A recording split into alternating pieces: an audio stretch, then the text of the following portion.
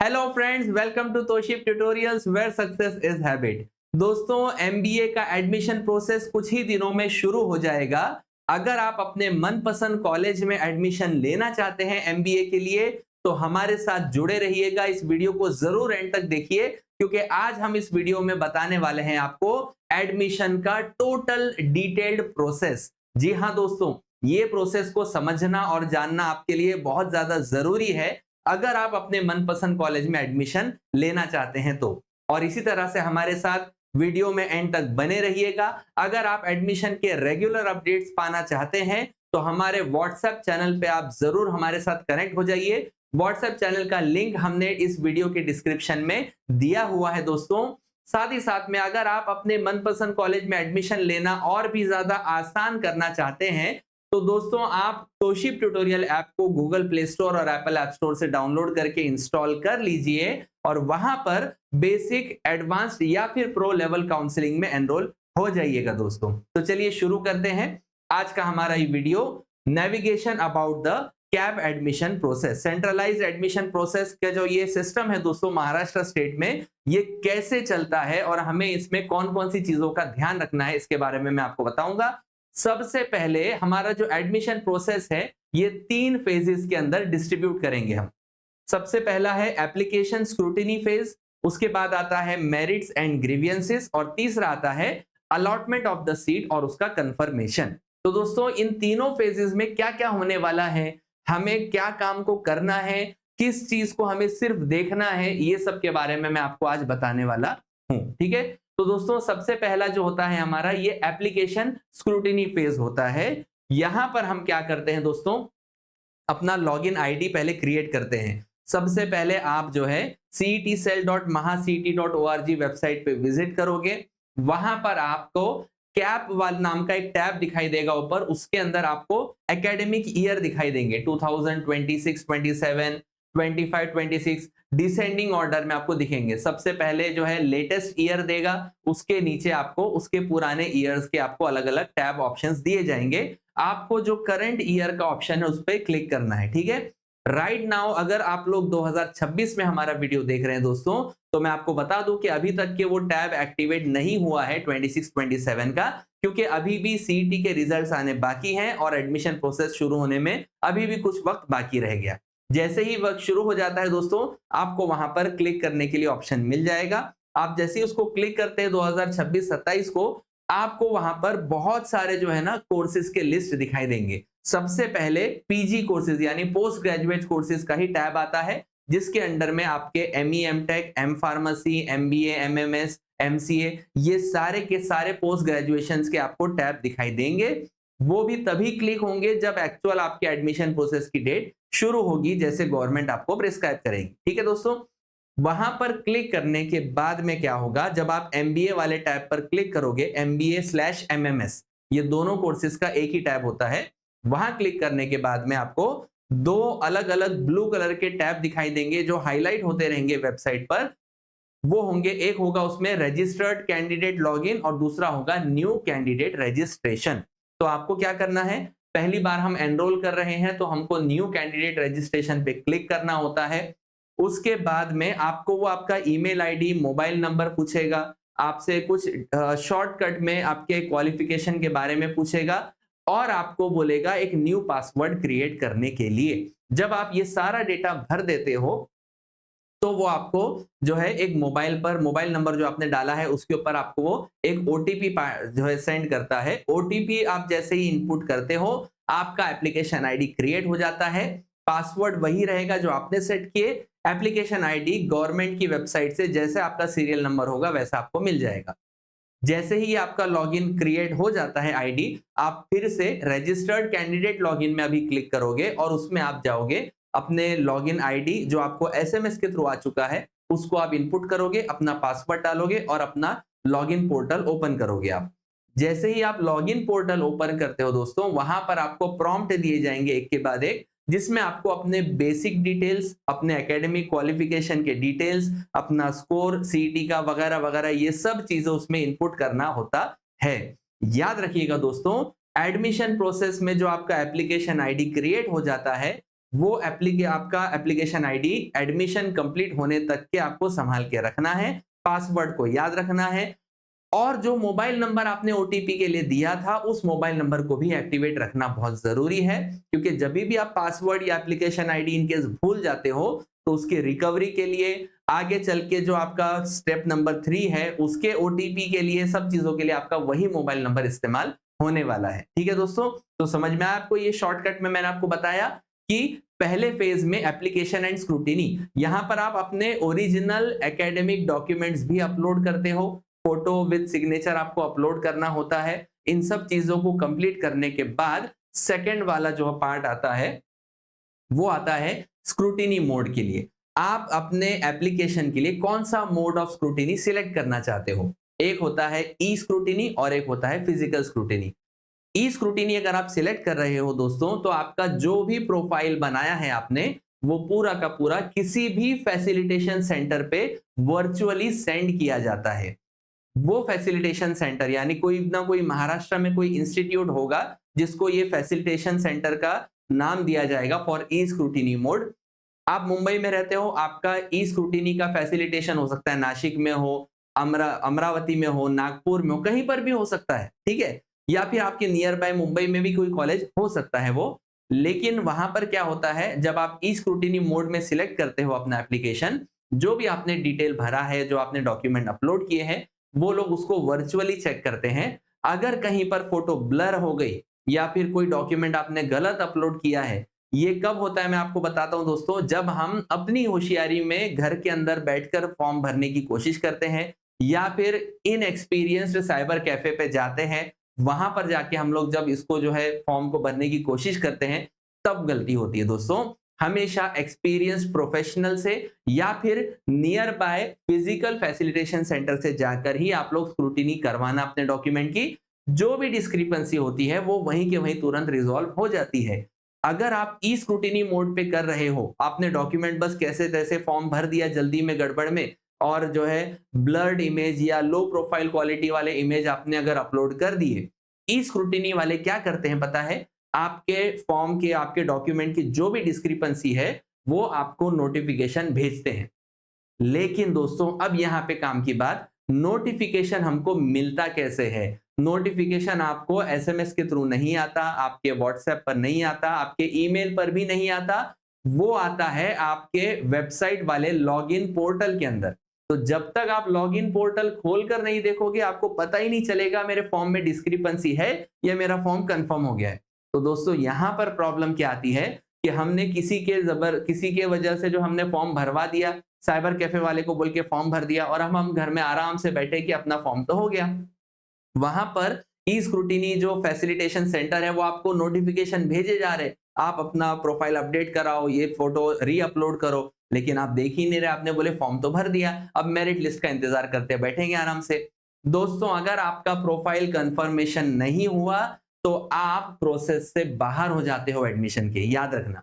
इसीलिए मैंने बताया आपको कि आप जो है इस चीज के लिए किसी एक्सपर्ट, किसी प्रोफेशनल या फिर किसी फैसिलिटेशन सेंटर में जाकर ही इस फॉर्म को भरना, ताकि आपका फॉर्म सही से भरा जाए और आप एडमिशन प्रोसेस के लिए एलिजिबल रह सको। और इसीलिए हम आपको बार बार बोलते हैं तोशिब ट्यूटोरियल ऐप के ऊपर काउंसलिंग कोर्स में एनरोल हो जाइए, क्योंकि हम यहाँ पर आपको पूरा असिस्टेंस देते हैं, राइट फ्रॉम एप्लीकेशन फिलअप करने से लेकर अपने मनपसंद कॉलेज में एडमिशन कंफर्म करने तक।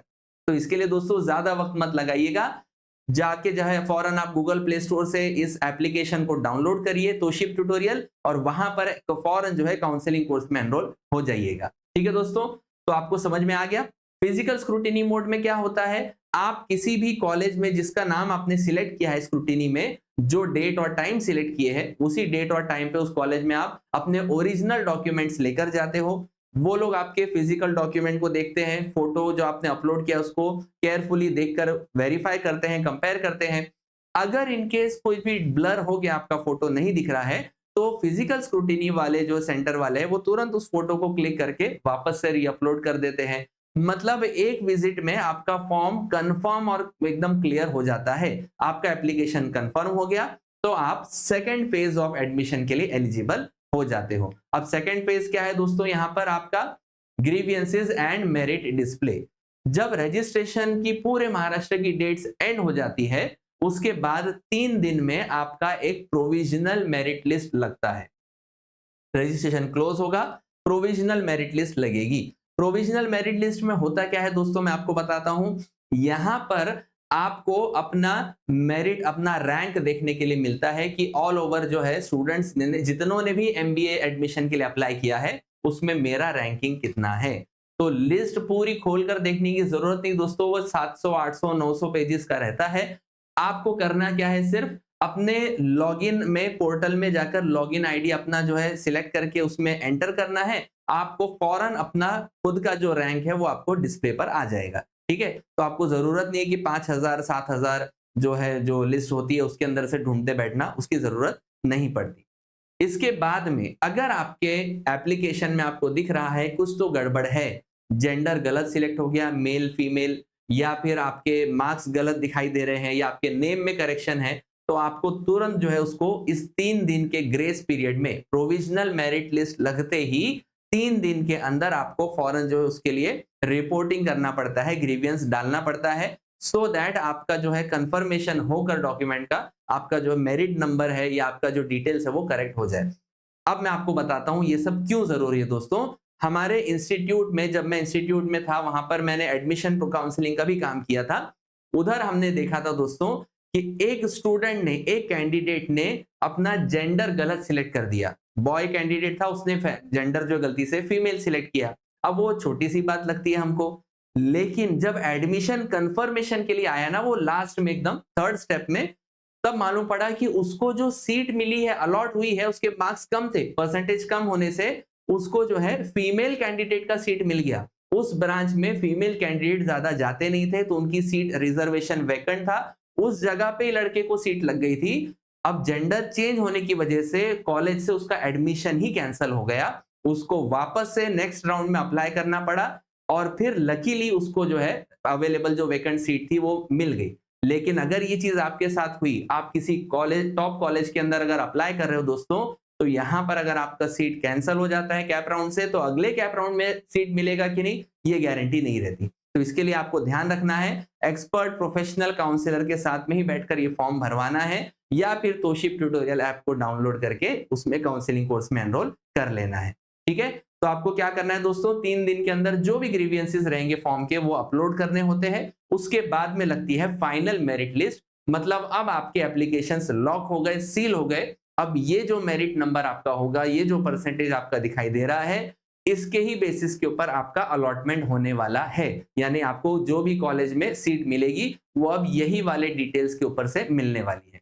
तो अब शुरू होता है हमारा फेज नंबर 3। फेज नंबर 3 में क्या होता है दोस्तों, आपको ऑप्शन फॉर्म भरने होते हैं।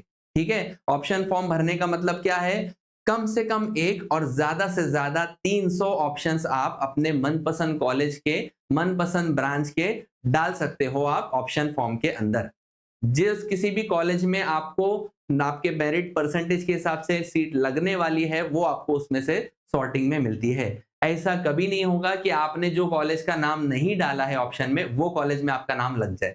वो अथॉरिटी और वो अथॉरिटी आपके पास है कि आप किस कॉलेज में एडमिशन लेना चाहते हो, वो कॉलेज के नाम आपको इनपुट करना है, और उसको दोस्तों क्रोनोलॉजिकल ऑर्डर में प्रॉपरली इनपुट करना है कि मुझे अगर एडमिशन चाहिए एमबीए के लिए, तो सबसे पहले कौन से, भाई जेवियर स्कूल ऑफ मैनेजमेंट में चाहिए, तो आपको वो कॉलेज का नाम जो है सबसे टॉप पे रखना होता है। उसके बाद अगर जेवियर में नहीं मिला तो किधर जाएंगे भाई, तो फिर हम जो है किसी दूसरे कॉलेज में जाएंगे, जो भी एबीसी कॉलेज, उसका नाम आपको सेकंड नंबर पे रखना है। उधर भी नहीं मिला तो किधर, XYZ कॉलेज, उसका नाम रखो। उधर भी नहीं मिला तो PQRS, उसका नाम रखो। ऐसे आपको जो है वहां पर डिसेंडिंग ऑर्डर में कॉलेजेस के नाम इनपुट करने होते हैं।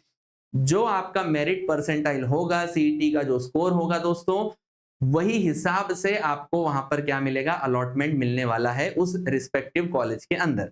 अब इसमें जो है आपके टोटल 4 कैप राउंड होते हैं। ठीक है, मैं आपको खाली एक कैप राउंड का प्रोसेस बताऊंगा, वही प्रोसेस आपको रिपीट करना होता है हर एक कैप राउंड के टाइम पर। तो आपने क्या करना है, एक दिन पहले जो है ऑप्शन फॉर्म फिलिंग की डेट आने से एक दिन पहले आपको कॉलेजेस की वैकेंसीज देखने मिल जाएगी।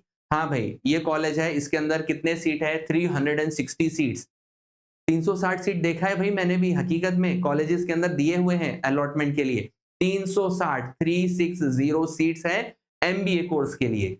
आपने देख लिया। अब वो 360 जो नंबर है, जो सीट्स है, उसमें बाइफरकेशंस रहेंगे। कुछ सीट्स जो है कैप प्रोसेस के लिए एनरोलमेंट के लिए रहेंगी, तो बाकी के सीट्स आपके इंस्टीट्यूट कोटा के लिए रहेंगे।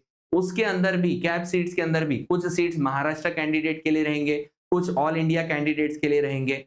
फिर उसके अंदर भी महाराष्ट्र कैंडिडेट में कुछ रिजर्वेशन कास्ट कैटेगरी के लिए सीट हो सकती है, या फिर जो है उसके अंदर मेल और फीमेल कैटेगरी हो सकता है, कोई पर्सन विद डिसेबिलिटी है उसके लिए रिजर्व सीट हो सकते हैं। ऐसे वो बाइफरकेशन होते हुए आपके जो चांसेस है मनपसंद कॉलेज में एडमिशन लगने के, वो चांसेस ऐसे कम कम होते जाते हैं। तो इसके लिए दोस्तों यहाँ पे स्मार्ट वर्क करना चाहिए, अपने चॉइसेस वैसे ही सिलेक्ट करो जहां पे कॉलेज आपका लग सकता है। अब कौन से कॉलेज में हमको सीट लगेगी, हमको कैसे समझेगा? तोशिप ट्यूटोरियल ऐप है ना दोस्तों, उसी के लिए बार बार मैं इसीलिए आपको बोल रहा हूं कि काउंसलिंग में एनरोल कर लीजिए, ताकि आपको प्रॉपर गाइडेंस मिले और आप अपने सही और सेटिस्फाइड और बिल्कुल ही अपने मनपसंद कॉलेज में एडमिशन ले सको आसानी से। ठीक है दोस्तों, तो आपको क्या करना है, वैकेंसीज देखना है कॉलेजेस की, ऑप्शन फॉर्म की डेट ओपन होगी, ऑप्शन फॉर्म भरना है, उसमें लास्ट में वो आपका पासवर्ड इनपुट करने बोलेगा, ओटीपी डालने बोलेगा। जैसे ही आपने ओटीपी डाल के उसको कंफर्म ओके कर दिया, आपका एप्लीकेशन लॉक हो जाएगा। मतलब आपने जो कॉलेजेस के नाम ऑप्शन फॉर्म में डाल दिए, अब वो लॉक हो गए। आपके मेरिट के हिसाब से इन्हीं कॉलेजेस में से जहां पर सीट लग सकती है, वहां सीट आपको दिखाई देगी, लगकर डिस्प्ले होगी। नहीं अगर सीट लगती है तो आपको जो है वहां पर बताएगा you do not have any allotment, आप सेकेंड राउंड में या थर्ड राउंड में या फिर फाइनल राउंड में आप अप्लाई कर सकते हो। ठीक है, तो ये आपका जो है जैसे ही फॉर्म फिल हो जाता है, उसके बाद 2 दिन के बाद, ऑप्शन फॉर्म फिलिंग की डेट एंड होने के 2 दिन के बाद में आपको डिस्प्ले होगा प्रोविजनल अलॉटमेंट। प्रोविजनल अलॉटमेंट का मतलब क्या होता है? गवर्नमेंट आपको बता रही है, हाँ भाई आपने ये 10 कॉलेज के नाम डाले थे, इसमें से ये जो 8वें नंबर का आपने ऑप्शन डाला था, इस कॉलेज में आपको सीट लग सकती है, हम आपको ये सीट देने वाले हैं। ये होता है प्रोविजनल अलॉटमेंट। सीट आपको हम दे रहे, गवर्नमेंट ऐसा बोल रही है, लेकिन क्या आप उस सीट को कंफर्म करना चाहते हो? इसको बोला जाता है कंफर्मेशन ऑफ द अलॉटमेंट। तो इसको मैं आपको अगले इसमें स्लाइड में बताता हूं कि होता क्या है। अभी नया रूल लगा है लास्ट ईयर से कि कैप प्रोसेस में जो आपके राउंड होते हैं, राउंड नंबर 1 2 3 4, तो उसमें कैसे आपका सीट्स का कंफर्मेशन रहेगा। आपने अगर फर्स्ट राउंड में जो आपको कॉलेज में एडमिशन चाहिए, 1 नंबर पे उसका प्रेफरेंस रखा, बाकी सबको सेकंड थर्ड फोर्थ फिफ्थ वगैरह वगैरह रखे। अगर आपको पहले ही कॉलेज के अंदर का ऑप्शन का नाम सिलेक्ट हो जाता है, तो वो हो जाएगा आपका ऑप्शन ऑटो फ्रीज। ठीक है, आप उसको चेंज नहीं कर सकते। अगर आप वो सीट भी एक्सेप्ट नहीं करना चाहते, कॉलेज में आपने जाके रिपोर्ट नहीं किया, तो वो आपकी सीट भी हाथ से गई, आप पूरे एडमिशन प्रोसेस से भी बाहर निकल जाओगे। ठीक है, तो इसके लिए ध्यान से आपको कॉलेजेस का नाम रखना है। तो ऑटो फ्रीज क्या है दोस्तों? अगर कैप राउंड 1 में आपको पहले ही कॉलेज का ऑप्शन सिलेक्ट हो गया, तो वो ऑटो फ्रीज होगा।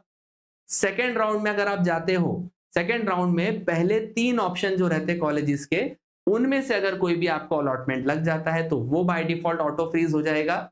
अगर आपको सेकेंड राउंड में भी सीट नहीं मिली, या थर्ड 1 2 3 ऑप्शन के अलावा किसी दूसरे कॉलेज में आपको अगर सीट मिल रहा है, तो आप थर्ड राउंड में जाओगे। थर्ड राउंड में अगर आपको पहले के 6 ऑप्शंस में से कोई भी एक कॉलेज का नाम लग जाता है, तो वो भी ऑटो फ्रीज हो जाएगा। और फाइनल राउंड में, चौथे कैप राउंड के अंदर, जो भी सीट आपको मिलेगी अलॉटमेंट की, वो आपकी फ्रीज रहेगी, उसको आप फिर चेंज नहीं कर सकते। ये होता है ऑटो फ्रीज ऑप्शन। अगर आपको, अभी बताता हूं मैं फ्रीज और बेटरमेंट क्या होता है। अगर आपको फर्स्ट कैप राउंड में पहला कॉलेज छोड़कर, पहला ऑप्शन छोड़कर बाकी किसी भी कॉलेज में नाम लगता है, आपको अगर उधर एडमिशन कंफर्म करना है, तो आप फ्रीज ऑप्शन सिलेक्ट करोगे, उसका कंफर्मेशन का फीस भरोगे आप। ठीक है, अगर आपको वो कॉलेज का एडमिशन नहीं चाहिए, आप चाहते हो कि भाई ये कॉलेज में मेरी सीट बाकी रहना चाहिए, लेकिन मैं सेकंड राउंड थर्ड राउंड में भी मुझे ट्राई करके देखना है, तो आप सिलेक्ट करोगे बेटरमेंट ऑप्शन। बेटरमेंट क्लिक करने पर भी आपको उसका फीस भरना होता है, ठीक है, कैप कंफर्मेशन का। और उसके बाद जब सेकंड राउंड की डेट आएगी, तब आपको चाहे तो आप नया ऑप्शन फॉर्म भर सकते हो, या आपका पुराना ऑप्शन फॉर्म ही कैरी फॉरवर्ड हो जाता है। ठीक है, तो सेकंड राउंड में क्या होगा, आपको अपने कॉलेजेस के नाम रीशफल करने का मौका मिलता है। अब अगर सेकंड राउंड में आपको पहले के 3 ऑप्शन में से कोई भी कॉलेज का नाम लग गया, तो आपको क्या करना पड़ेगा, वो ऑटो फ्रीज करना पड़ेगा। अगर ये 3 के अलावा नीचे के किसी भी कॉलेज के नाम लग गए, तो आप उसको अगेन बेटरमेंट या फिर फ्रीज कर सकते हो। फ्रीज करोगे तो एडमिशन कंफर्म करने आप कॉलेज में जाओगे, रिपोर्टिंग करोगे, आपका एडमिशन पक्का। अगर आपको नहीं चाहिए ये कॉलेज, भी कोई दूसरे कॉलेज में एडमिशन चाहिए, बेटरमेंट सिलेक्ट करो, आप फोर्थ राउंड के लिए, थर्ड राउंड के लिए जा सकते हो। थर्ड राउंड में अगेन अगर आपको जो टॉप 6 आपने प्रेफरेंसेस डाले हैं उनमें से कोई कॉलेज लग गया तो आपको वो कंफर्म करना है, और अगर नहीं लगता है तो आप फाइनल राउंड में वैसे ही जा सकते हो बेटरमेंट ऑप्शन सिलेक्ट करके। ठीक है, तो ये है आपके 3 ऑप्शंस जो रहते हैं आपके कैप अलॉटमेंट के प्रोविजनल स्टेज के अंदर। जब आपने ये काम कर लिया, फ्रीज कर लिया, जो भी है, घर में पेड़े बांट रहे, अरे भाई सबसे टॉप कॉलेज में एडमिशन मिल गया, लेकिन आपको जाके वहां पे रिपोर्टिंग भी करना है। अगर आप कॉलेज में जाके अपने ओरिजिनल डॉक्यूमेंट सबमिट नहीं करते, टाइम के अंदर उनका फीस पेमेंट नहीं करोगे दोस्तों, तो आपका कंफर्म किया हुआ सीट भी आपके कॉलेज के हाथ से निकल जाएगा। आप फिर बाद में कंप्लेन करोगे, अरे मैंने तो कंफर्म किया था अपने लॉगिन आईडी में। कॉलेज बोलेंगे उधर से कंफर्म किया था, इधर आएगा तो हम कंफर्म करेगा ना, बराबर। एडमिशन कॉलेज में ले लिया, लेकिन अटेंडेंस कब लगेगी, जब क्लास में बैठेगा बच्चा। तो वैसे ही यहाँ पर सीन है ना, कि आपने कंफर्मेशन अपनी तरफ से बटन दबा दिया, पैसे आपने भर दिए कंफर्मेशन के, लेकिन कॉलेज में आकर उधर फीस जब भरोगे तभी तो वो लोग कंफर्म करेंगे ना, हाँ भाई इसको एडमिशन मांगता है करके।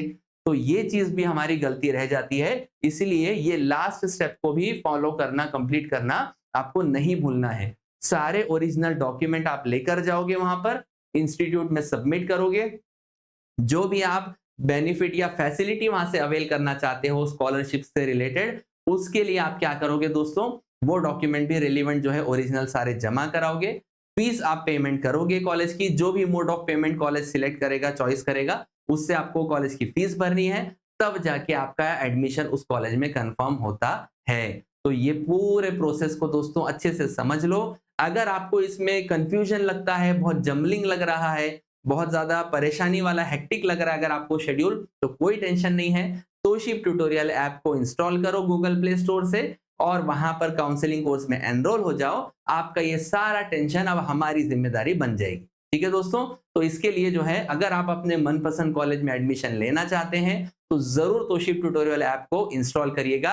और अगर ये वीडियो आपको समझ में आता है, पूरा का पूरा डिटेल आपको अच्छे से समझ गया, तो जरूर वीडियो को लाइक करके हमें मोटिवेट करिए, चैनल को सब्सक्राइब करिए। और अगर आप इसी तरह से व्हाट्सएप की नोटिफिकेशंस अपने मोबाइल फोन पर पाना चाहते हैं, तो हमारे व्हाट्सएप ग्रुप का जो लिंक दिया गया है डिस्क्रिप्शन में, उसको क्लिक करके हमारे व्हाट्सएप चैनल के ऊपर भी आप लोग ज्वाइन हो जाइए। Thank you.